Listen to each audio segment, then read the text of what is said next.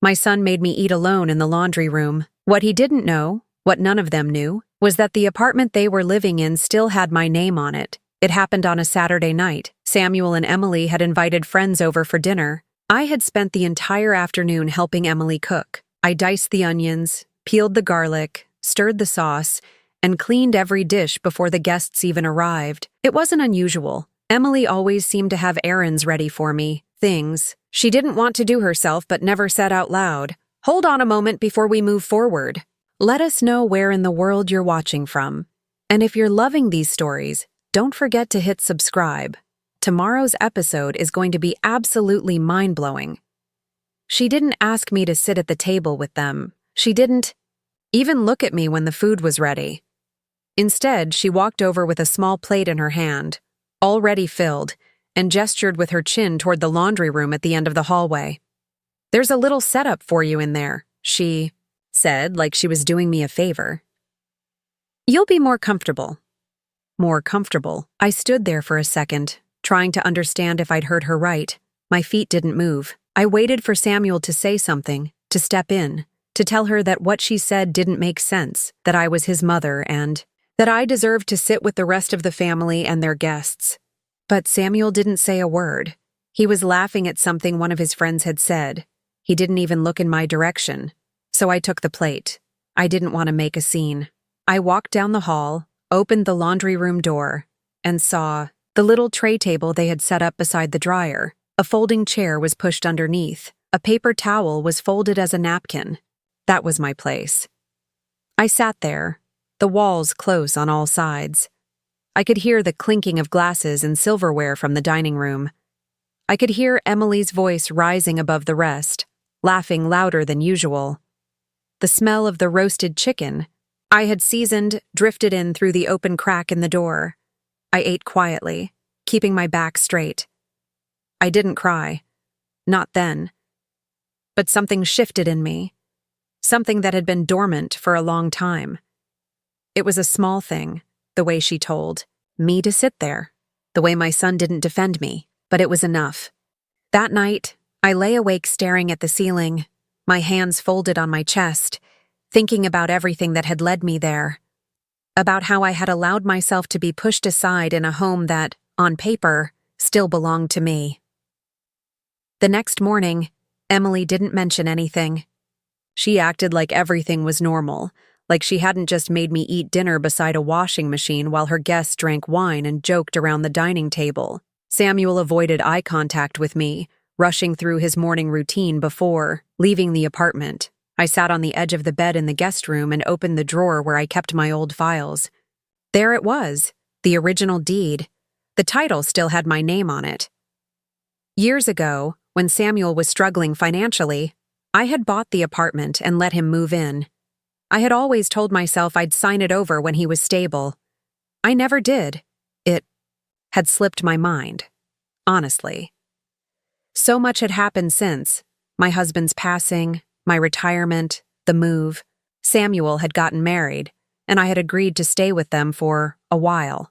That while had turned into over a year. And in that year, I had become invisible.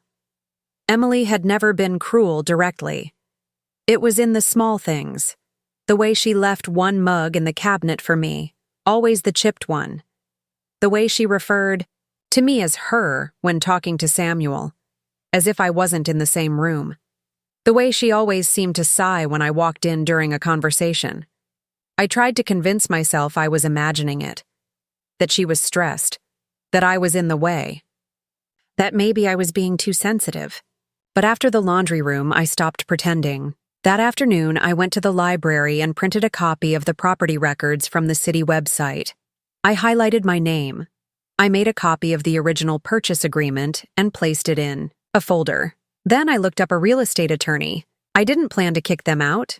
Not yet, but I wasn't going to sit in silence anymore. That evening, Emily asked if I could watch the baby while she ran out to meet a friend. I said no. She looked at me like I had slapped her. Taking care of things. I didn't notice how much you were giving until it stopped. That's on me. He looked down at his hands. And when you sold the apartment, I wasn't just angry. I was embarrassed. because I thought I was in control of my life, and it turned out I had just been borrowing yours." That line hit harder than I expected. He wasn't crying, but his voice was quieter now. "I've been trying to do better. Not just with you, with Lily, with Emily. I know I can't undo everything, but I want to try to build something different." I looked at him for a long time. He wasn't the same man who stood by silently while I was sent to eat beside the washing machine. He looked older, less sure of himself. "I don't need you to fix the past, Samuel," I said. "I just need you to respect me now." He nodded. "I do. And I'm sorry I didn't before." I didn't tell him I forgave him, not because I didn't, but because I didn't think it was about that anymore. He stayed for another hour. We talked a little about Lily, about how she had started drawing constantly, filling sketchbooks with pictures of animals and buildings and silly monsters. He showed me a few on his phone. When he left, he hugged me. I didn't pull away.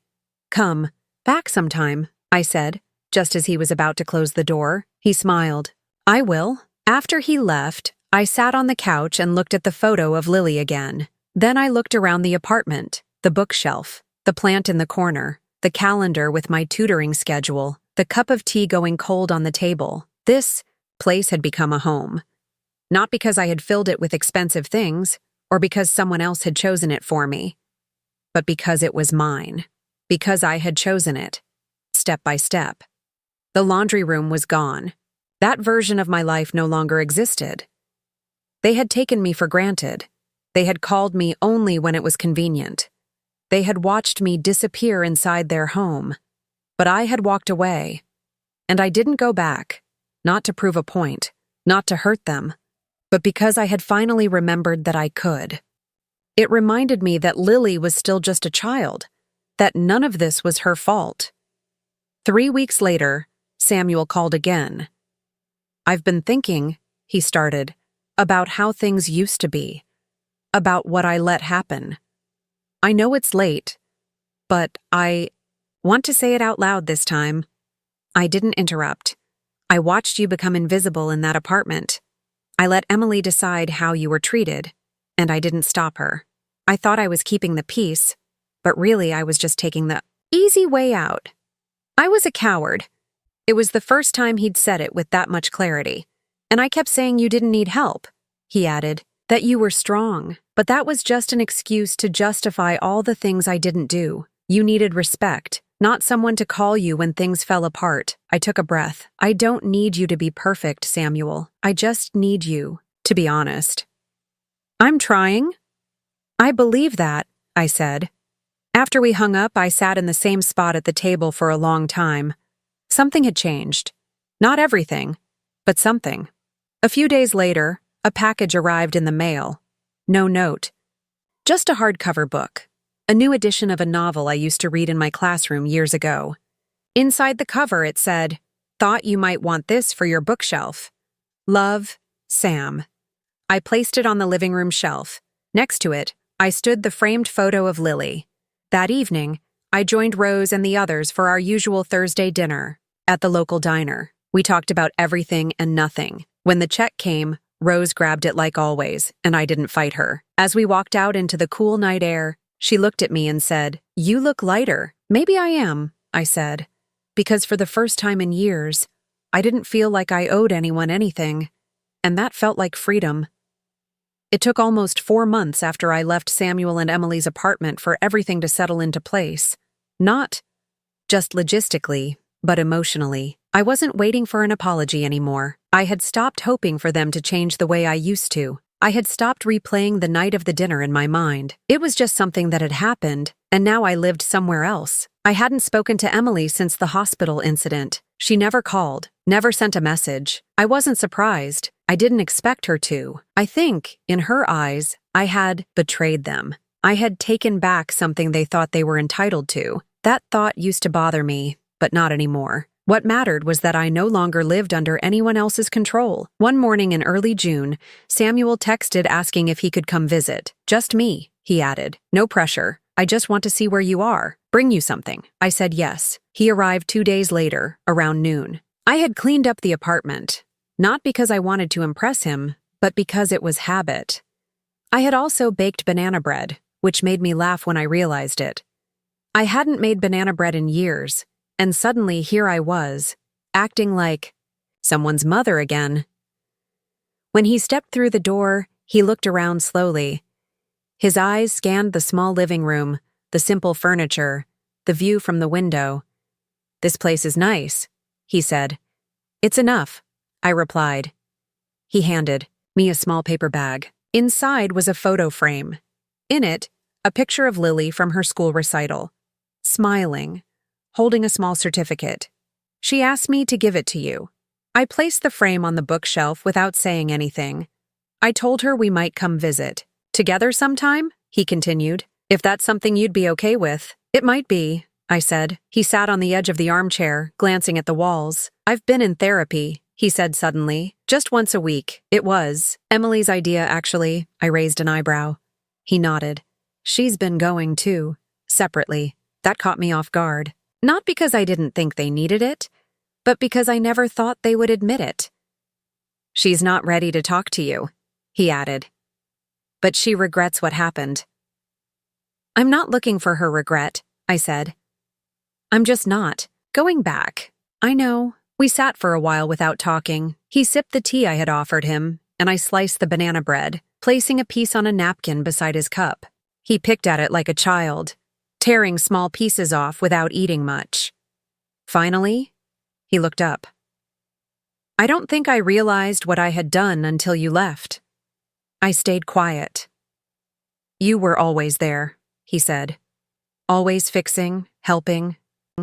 I wrapped it in a towel and placed it in the back of the closet. Not to forget, just to move forward. A week later, I received a letter. Not a text, not an email. A real letter in Samuel's handwriting. "Mom, I don't know if I'll ever be able to undo everything. I'm not going to pretend that I fully understand what I let happen in that apartment, but I do know I miss you. I miss talking to you. I miss the way things used to feel before everything got so complicated. I don't expect you to forgive me right away, but I hope someday you might want to talk again. Love, Samuel." I folded the letter and placed it in a drawer. I didn't cry.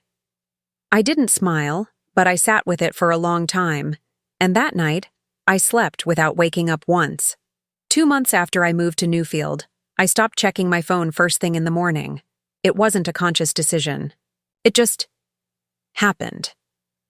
The anxiety that used to make me open my inbox before I even got out of bed had faded. Messages from Samuel became less frequent. A few check-ins. One short update about Emily getting a part-time job.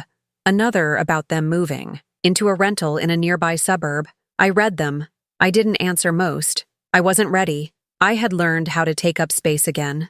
In my own apartment, in the library, at the weekly coffee meetups with Rose and 2 other women we had met through the tutoring program. We talked about books, shared recipes, complained about back pain and rude cashiers. It was ordinary, and it felt good. Then, on a Thursday morning in April, the silence broke. I was walking out of the grocery store when my phone rang. I almost let it go to voicemail, but I recognized the number. Samuel's. I picked up. "Mom," he said quickly. "I'm sorry to call out of the blue. It's just, Emily's been admitted to the hospital. It's not serious, but we didn't have anyone else to leave Lily with. I know it's a lot to ask, but could you come watch her for the night?" There was no hesitation in his voice, no apology, just the assumption that I would come. I didn't respond right away. "We can come to you," he added. "I'll drive. Over, drop Lily off and go back to the hospital. Emily's getting tests. They're keeping her overnight. She's anxious." Still, I didn't say anything. "I wouldn't ask," he continued. "But she's really scared, and I can't leave her alone there." "I understand," I said. "Bring her." He thanked me, but I kept my tone flat. I didn't need gratitude.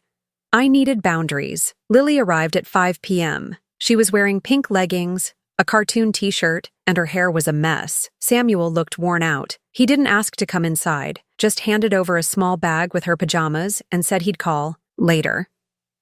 She was quieter than I remembered, a little taller, but still had the same wide brown eyes. When I gave her some dinner, just pasta with butter and peas, she ate without complaint, feet swinging under the chair. Afterward, we sat on the couch and watched a cartoon she liked. She didn't ask questions about why she was at my place. She didn't talk about Emily or Samuel. She just leaned against me and asked for a blanket. When I covered her legs, she smiled. That night, I tucked her into the guest bed and sat beside her until she fell asleep. At 10:00 p.m., Samuel called. I stepped outside to answer. "She's sleeping," I told him. "Thank you," he said. "Really. I know things haven't been. I know I haven't done enough." I didn't respond. "Emily's okay. Just something with her blood pressure. They're keeping her on a monitor, but it's not an emergency." "Good," I said. "Let me know when you're coming to pick Lily up." "I'll be there by noon tomorrow." The next day, Lily ate a quiet breakfast and spent an hour drawing with colored pencils I'd kept from my tutoring lessons. When Samuel arrived, she hugged me before leaving. No one had told her to do it. After the door closed, I sat down at the kitchen table and stared at the coffee mug in front of me. I wasn't angry. I wasn't sad. But I was tired. Tired of only being called when they needed something. Tired of the years I had spent hoping for a different version of my son. Tired of the way love had always been one-directional. That weekend, I didn't answer Samuel's message thanking me again. I didn't reply when he sent a picture of Lily holding a sign she had made at school. "Thank you, Grandma." I kept the photo, though. I printed it and pinned it to the side of the fridge. A one-bedroom with a balcony that faced a small park. It wasn't new. The carpet had signs of age, and the kitchen cabinets creaked when I opened them. But it was clean. It was mine. The lease was in my name. I paid the deposit in full. The woman, who handed me the keys, Dana, the property manager, smiled when she handed over the folder. "If you need anything, let me know. You're our first tenant here over 60 in a while." I nodded, thanked her, and closed the door behind me. The quiet was immediate. Not the cold silence of Samuel and Emily's apartment, where I was only acknowledged when needed. This was different.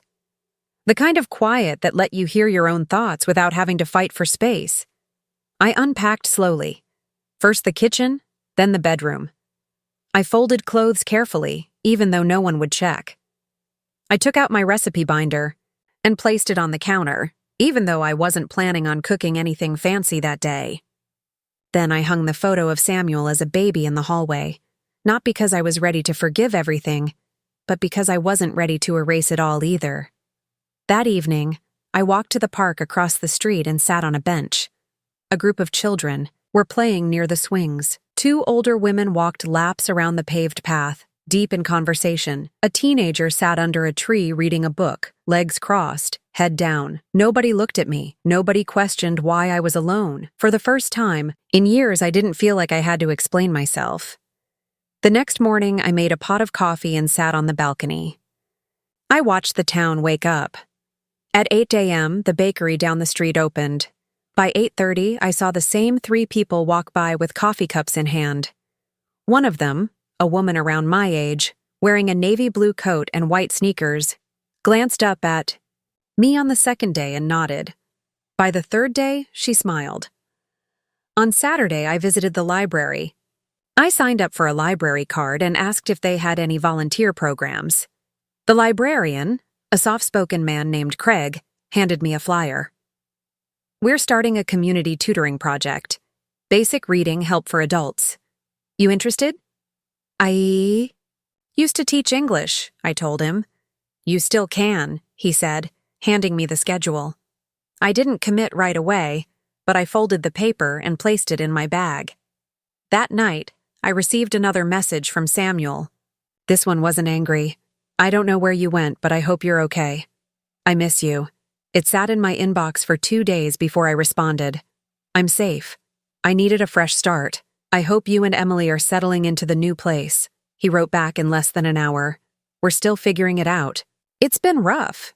Emily's not herself. I don't know what to say to her anymore. I didn't reply.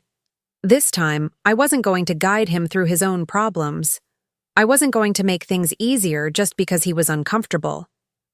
He was a grown man, and I had given enough. Instead, I started thinking about the tutoring program. I called Craig the next day and told him I'd help. Every Tuesday and Thursday morning, I showed up at the library. I sat at a table near the back, working with one student at a time. Some were older men who had left school early to work. Some were women who had never been encouraged to read growing up. Some just wanted to improve because they were tired of feeling lost at the grocery store. It was slow work, sometimes frustrating, but it filled my days with something I hadn't felt in years, purpose that wasn't dependent on being needed by family. At home, I cooked simple meals. I watered a plant I bought from the farmer's market.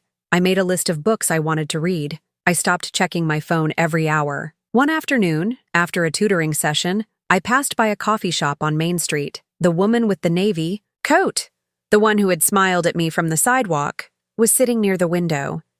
When she saw me, she waved me in. "I'm Rose," she said when I walked over. "You new in town?" I nodded. "Moved here last week." She gestured to the empty chair across from her. "Sit if you want." I don't bite. I hesitated, then sat. We talked for over an hour.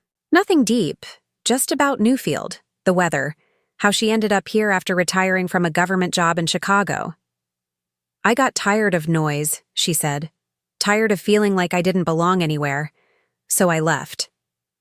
That line stuck with me. When I got home that evening, I took the photo of Samuel down. Even when he changed majors twice. Helped with the down payment on his first home. Helped again when Emily insisted they needed a bigger place once she got pregnant. At every step, I was told it was temporary. Just for now. Just until they got on their feet. And I agreed, because that's what mothers do. I was wrong. I had thought that helping meant I'd eventually be appreciated. That if I gave enough, stayed quiet long enough, made myself small enough, someone would notice. They didn't. When I returned to the hotel that evening, I had 2 new voicemails, both from Samuel. The first was short. He sounded irritated. "Mom, please call me back. Emily's freaking out about the showings. She says buyers are walking through the apartment without any heads up. This isn't okay." The second was different. His tone had changed. He sounded tired, almost resigned. "I know you're not answering, and that's fine. I don't know what to say anymore. Emily's not taking this well. She keeps saying you're doing this to punish us. And maybe you are. I don't know. I just want to say, I get it now. I should have done more. I should have said something. The night of the dinner. You didn't deserve that. I didn't save the message. I didn't delete it either." Later that night, I had dinner with Helen, an old friend from my church group. We hadn't seen each other in over a year, but when I texted her earlier that week to ask if she wanted to meet, her response came within minutes. We sat in a quiet Italian restaurant off the main road. I didn't tell her everything at first, just the basics, that I was selling the apartment, that I had decided to move out, that things with Samuel and Emily weren't good. Helen listened without interrupting. When I finally mentioned the laundry room, she put down her fork and stared at me. "You're kidding." "No," I said. "I wish I were." She shook her head. "I would have stood up from that table and flipped the whole thing over." I smiled, but didn't laugh. "You know, what bothers me most," I said. "Not that it happened, but that I let it. That I sat there with a plate in my lap, eating beside the washing machine like I didn't matter." "You're not the one who should be embarrassed," Helen said. "They are." She was right. But the embarrassment wasn't what stayed with me. It was the years that led up to it, the way it happened slowly, one small compromise at a time, a favor here, a silence there, until I barely recognized the version of myself who had once taught high school English, who used to organize weekend trips with friends, who used to laugh. The day after dinner with Helen, I visited the apartment one last time before the closing date. I had arranged to come during the hour the realtor said it would be empty. Emily had gone to her sister's. Samuel was at work. The guest room was already cleared out. Everything I'd left behind was now in boxes labeled Mom's stuff. I picked through one or two, checking for anything I might have missed. A small framed photo of Samuel as a baby, my old recipe binder, the crocheted blanket my own mother had made for me years ago. I took what mattered, left what didn't. In the hallway, I paused outside the laundry room. The chair was still there. I didn't go inside. I didn't need to. I stood there for maybe 30 seconds, remembering the smell of detergent and steam, the sound of laughter echoing from the dining table, the sharp click of a door closing behind me. Then I turned and left. 2 days later, the sale closed. The money hit my account by noon. An hour after that, I received one final message from Emily. "I hope you're happy. You broke this family." I didn't respond. Instead, I opened my laptop and started searching for rentals in a quiet town 3 hours away, somewhere with a park, a library, a few cafes, somewhere where nobody would ask me to eat in a laundry room, somewhere I could walk every morning without feeling like I was in someone else's way. That night, I booked a train ticket. I arrived in Newfield on a quiet Wednesday morning. The train station was small, almost hidden between an old bakery and a hardware store. There were no crowds, no traffic, no one rushing. I stepped off the train with just 2 suitcases, everything I hadn't given away or stored. That was enough. I didn't need more than what I could carry anymore. The apartment I'd found was in a modest 2-story building on the edge of town. You made a choice. So did I. I turned back to the guest room and closed the door behind me. 15 minutes later, I was gone. The next day, Samuel called again. I let it go to voicemail. He called 2 more times before finally sending a message. "Can we please talk? Just you and me." "No, Emily." I waited an hour before answering. "Tomorrow, 10 a.m., the cafe near the hotel." He was already sitting there when I arrived the next morning. His eyes were tired. His hair was uncombed. He looked like he hadn't slept. "Hi, Mom," he said quietly. I sat down. Didn't touch the coffee I ordered. I just waited. "I didn't know the apartment was still in your name," he said. "I thought? I assumed you had transferred it years ago." "You assumed wrong." He nodded, avoiding my eyes. "I didn't mean for things to get like this." I let the silence hang for a moment. "I believe that," I said. "But you let them." He didn't deny it. "I didn't think it was a big deal," he muttered. "That's the problem, Samuel," I said. "You didn't think it was a big deal that your mother was eating dinner next to a washing machine. You didn't think it was a big deal that I wasn't allowed to sit at your table. You didn't think I would do anything about it." He finally looked up. There was shame in his eyes. "I didn't know how to handle Emily," he admitted. "She gets worked up." "That's your marriage," I said. "It's not my responsibility." He sat back in his chair, defeated. "I'm not trying to ruin your life," I added. "I'm not being vindictive. I just can't stay where I'm not wanted." "You were wanted," he said quickly. "By who?" I asked. He didn't answer. We sat in silence for a long time. Eventually, I stood. "You have 27 days left," I said. "You'll receive formal notice from the realtor this week. I suggest you start looking." He didn't argue. He just nodded. That afternoon, I returned to the apartment once more, briefly, to meet the realtor. Emily wasn't home. Samuel didn't come out of the bedroom.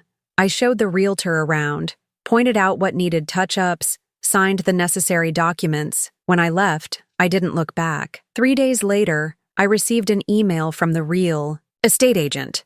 "Photos have been taken. Listing goes live tomorrow. We've already had 2 early inquiries." I closed the laptop and sat still. I had done it. I had reclaimed what was mine. Not just the apartment, but my dignity, my self-respect, and my right to draw a line. There were still things to sort through. Emotions, memories, disappointments.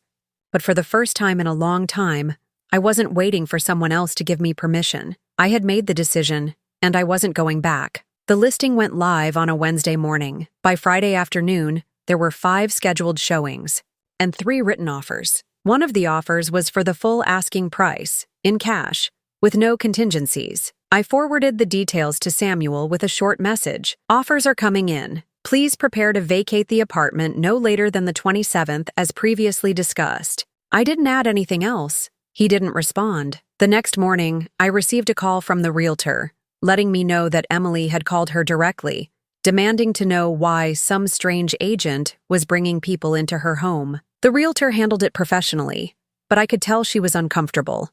She said she had no notice, she explained, and that this must be a mistake. It's not, I told her. She was informed. Please proceed. The open house that Saturday brought a wave of tension I didn't expect. I had chosen not to be there. I didn't want to see Emily glaring at potential buyers or hear Samuel offering some half apology for the way the place looked. I had lived enough of that. Instead, I took a walk around the city. It had been years since I'd walked without a purpose. No errands to run, no groceries to carry, no diapers in my bag, just walking. I sat on a bench near the park and watched people pass. Some young couples, a woman walking her dog, a man with 2 coffees in one hand and a newspaper under his arm. Life looked simple for them. I knew it wasn't, but it made me think how many of those people had family members they quietly resented, or forgave, or allowed to take up too much space in their heads. I had spent decades trying to do the right thing. I married young, raised Samuel. Worked 2 jobs when his father got laid off. Paid for college. Excuse me? She said. I said no. I repeated. I'm tired. She stared at me, blinking like she didn't know who I was. Then she left without saying another word. Samuel came home later and asked why Emily was upset. I told him I didn't know. He didn't press. He never pressed. The next few days were quiet. Emily didn't speak to me unless she had to. Samuel stayed out late. I spent my time reorganizing my documents, checking bank statements, preparing everything I would need. I wasn't in a rush. I wasn't angry. I just wanted to be ready. It wasn't about revenge. It was about respect. On Friday morning, Emily knocked on the guest room door. She didn't come in, just called through the door. Hey, we're having people over again tomorrow. Can you make yourself scarce? I didn't answer. On Saturday night, I packed a suitcase and took a cab to a nearby hotel. I left a note on the kitchen counter. Don't worry about me. I'll be staying elsewhere for a few days. Please make arrangements to vacate the apartment within 30 days. I will be proceeding with the sale. Margaret. No drama. No yelling. Just the truth. The next morning, I turned off my phone and walked down to the cafe near the hotel. I ordered breakfast for one, sat by the window, sipped my coffee slowly, and for the first time in a long time, I didn't feel like a burden. Felt like myself again. I stayed in the hotel for 3 days without checking my phone. It wasn't a decision made out of anger. It was necessity. I needed to be away from the tension, the passive-aggressive comments, the careful distance that had become the norm in that apartment. More than anything, I needed to remind myself that I still had control over my life. When I finally powered my phone back on, the screen lit up with a wave of missed calls, voicemails, and messages. 15 from Samuel, 8 from Emily, 2 from numbers I didn't recognize. I didn't open any of them. Instead, I called the real estate attorney I'd spoken to the week before. We arranged a meeting that same afternoon. I brought every document with me: the original deed, utility bills I had paid in the early years, emails where Samuel acknowledged I had purchased the apartment. She flipped through the stack, nodding. You have full legal ownership, she said without hesitation. If you want to sell, they have no legal grounds to stop you. I didn't respond immediately. I just stared at the table. Margaret, she said, more gently. I don't usually say this to clients, but you're not doing anything wrong. I know, I replied. That doesn't make it easier. She nodded again and slid a packet of papers across the table. Here's the listing agreement if you're ready. I signed. Later that evening, I finally returned to the apartment. Not because I wanted to, but because I needed to get my remaining things. I didn't tell them I was coming. I used the key I still had and walked in quietly. Emily was in the kitchen on the phone, and she froze when she saw me. Her eyes narrowed immediately. You've got some nerve, she said. I didn't answer. She hung up the phone without finishing her sentence and stepped closer. You just leave in the middle of the night and then send some ridiculous note? Are you serious? I moved past her and headed toward the guest room. Don't ignore me, she snapped. I'm just here for my things, I said, calm and clear. 30 days? She repeated, her voice rising. You're evicting your own son and his family? I didn't answer. I unzipped a suitcase and started folding the clothes I had left behind. He didn't even know, she continued. You blindsided him. Now I turned. He knew I owned the apartment, I said. He's known all along. She stared at me like I had slapped her. No, he didn't. He told me it was his, that you helped with the down payment, but it was a gift. I closed the suitcase and looked her in the eyes. It was never a gift. She laughed, short and bitter. You're punishing us. Because you're bitter. Because you didn't like sitting in the laundry room. I didn't flinch. You humiliated me in my own home. She blinked. That's not how it was. You're twisting this. I walked to the living room, picked up the small basket where I kept my medications and toiletries, and paused. I spent a year living here, cleaning, cooking, taking care of your daughter, giving you space when you asked, staying silent when I shouldn't have, and that night,